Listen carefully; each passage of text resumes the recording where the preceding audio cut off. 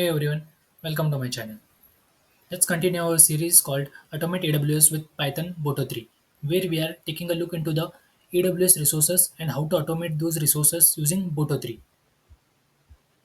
So let me give you a quick overview what we have done till now. So in day one we have learned what is Boto3, why Boto3, how to set up Boto3 and AWS CLI. And in day two we have to look into the AWS S3 buckets, how to manage buckets, how to download the buckets, and etc. And in day three, we have to look into the EC2 instance, how to automate the EC2 instance both manually and programmatically. And today is the day four, where we are diving deep into the AWS Lambda functions, which is the serverless. So without getting late, let's get started. So in day four, we are taking a look into the AWS Lambda automations.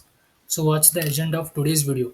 So topics we will be covering in today's video are what is AWS Lambda, why to use AWS Lambda, and we'll look into the difference into of Lambda and EC2, and then we'll look into the how Lambda functions are triggered, and then we'll create a Lambda function manually because as I've told in my previous videos, yeah, we will be creating any resources first manually and then we'll be moving into automation because there's no point in doing automation without understanding how the resources are launched manually.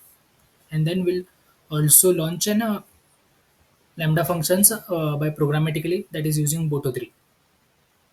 And also in the later part of this series we'll be creating a project on AWS Lambda, which will increase your understanding on AWS Lambda.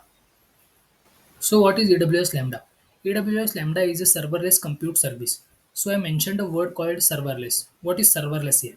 So let me compare it with our previous videos where we had created a EC2 instance where we had a complete control over our server, creating hardware configurations, which operating system we are using and security groups, etc. But in serverless, we will be not having any control over the server. It will be completely managed and provisioned by the AWS itself. We'll be running our code on the server, and after getting the output, that server will be destroyed completely. If you're not understanding, let me give an example. Let's say you have a robot, and that does the small tasks for you, like turning on the lights, sending emails, etc. But that robot sleeps all the time and only wakes up when you need. That's AWS Lambda for you. AWS Lambda also does the same thing. It do the part of the it does the small works and go back to the sleep.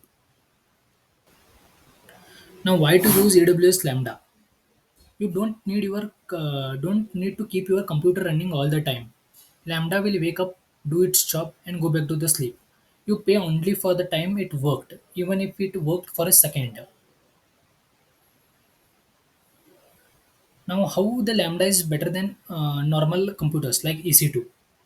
If you used a normal computer, it will be running all the time, even if you are not using it, increasing the cost and power. But Lambda does its part only when you need and go back to the sleep. So we'll look into the difference of Lambda and EC2. So AWS Lambda is serverless, completely managed by AWS. You will be not having any control over that server. But in EC2, you will be managing your server completely, billing per request duration, and EC2 will be charged for per hour. And scaling in Lambda, it is done automatically, completely managed by AWS.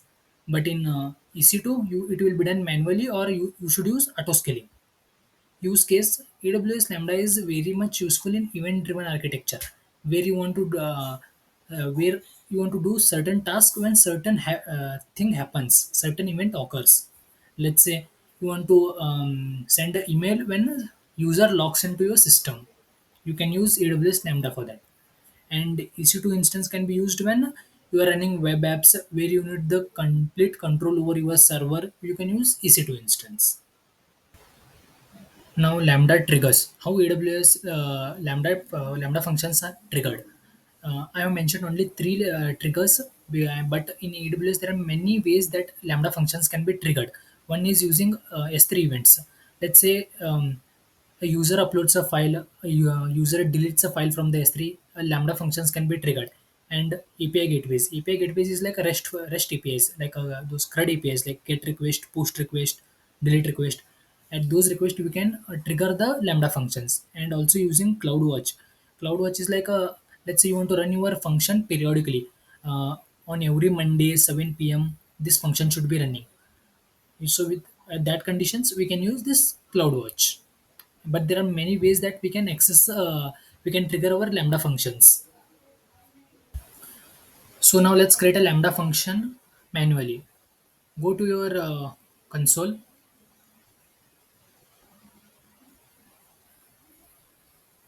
and go for a Lambda function, and then hit create function. Go for author from scratch. Give any name to a Lambda function, and then choose the runtime. I'll be using Python 10, 3.10, and then change the default. Here you should be creating a role for your Lambda function. If you have any existing role, you can use that, but for now let's keep it default, and then create function.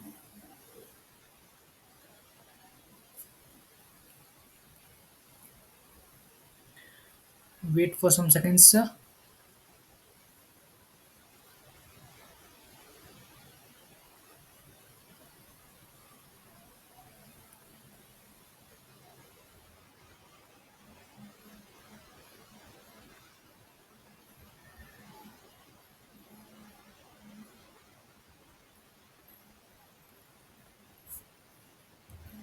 Here is our Lambda function created.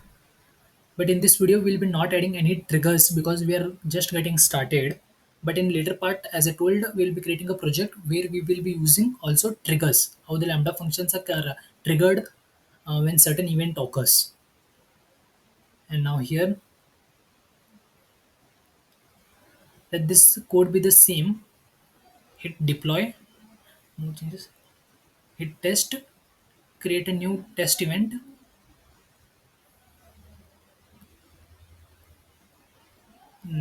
Create a given any name to this event, and then save.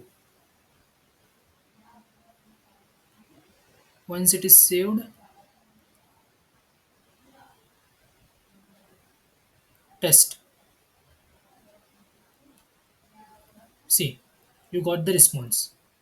This is the normal we are sending a JSON output, but you can actually send anything. Let's say you want to send any email from here, you can do that also. Because we are just getting started, we are doing normal things also. And now we will do this through programmatically using Boto3. So now let's deploy Lambda function using Boto3. So the step one is prerequisites. So I have told this in my day one video. You can watch it there.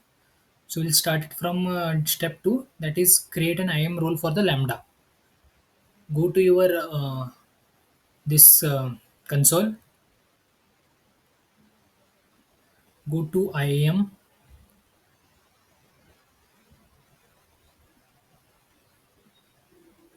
roles. Again, we can create this role using Boto3 also, but that will be a quite advanced topic. That is, you will understand only when you get some experience. So we are doing this part only manually. Go to roles and search for Lambda. Any role one will be created. Any role, a Lambda role, just click there and then copy that ARN, this ARN. You copy that ARN and then go to this code. You can get this code from my GitHub, and then in this deploy Lambda function, change that ARN like this. And next step is create your Lambda function code here. In this Lambda function, this is our Lambda function. You can write your code here, custom logic also. But in this, we are just passing a normal JSON, that is hello from Lambda. And next, we'll zip that code. Use this command, Open terminal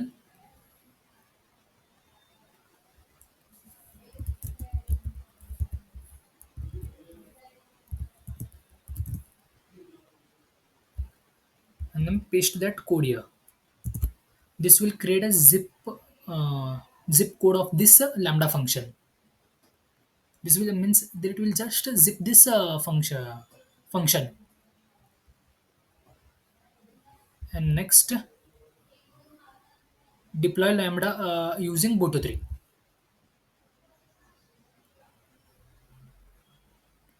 That is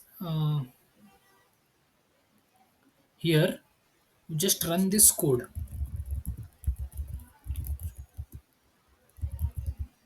Deploy lambda.py. First, let me explain this code.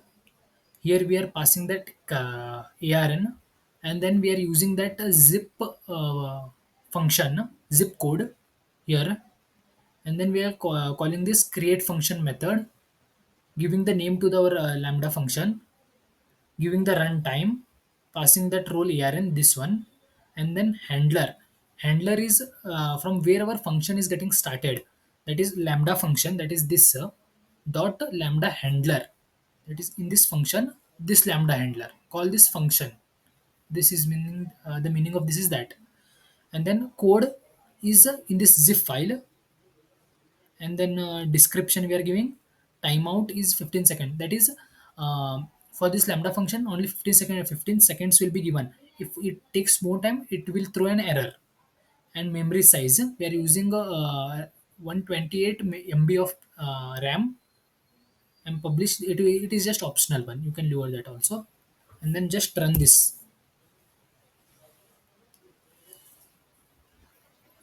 This will create a lambda function. See, now you go to your console,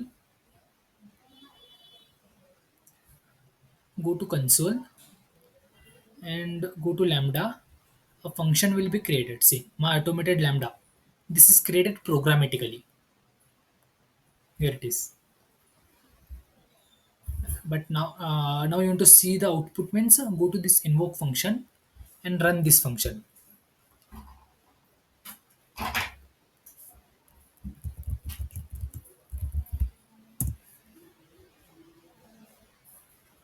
See, lambda output status 200.